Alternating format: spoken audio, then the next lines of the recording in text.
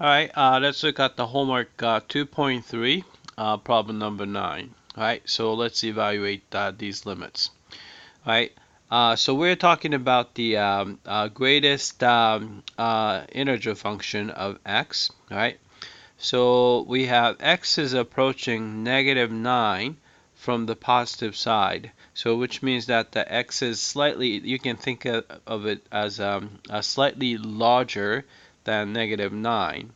Right, so if it's slightly larger than -9, and the greatest integer function is going to bring it down to -9. So this value is -9. Right, so here, and this is x is approaching -9, right? But if you approach from the positive side, it's going to be -9. But if you approach from the negative side, which means that it's going to be slightly smaller than -9, which means that the greatest integer function will bring it down to -10. So this limit does not exist. So does not exist. Right? Here, as x approaches -9.2, so it's going to bring it down to, so it's going to be, let's see, it's at -9.2, right? So it's going to be slightly less than -9, which means that it's going to bring it down to -10.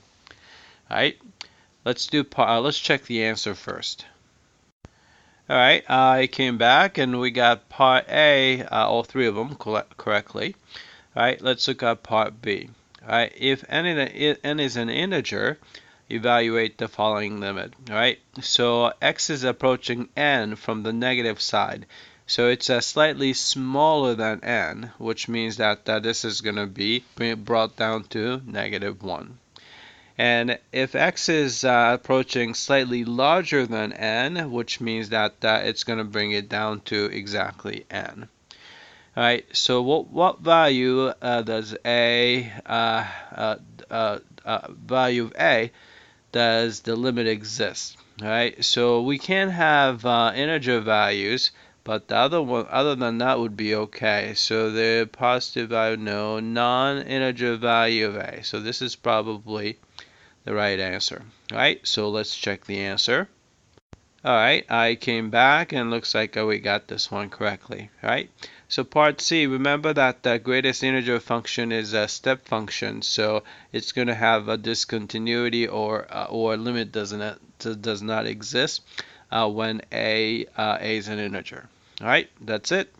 I hope that this was clear.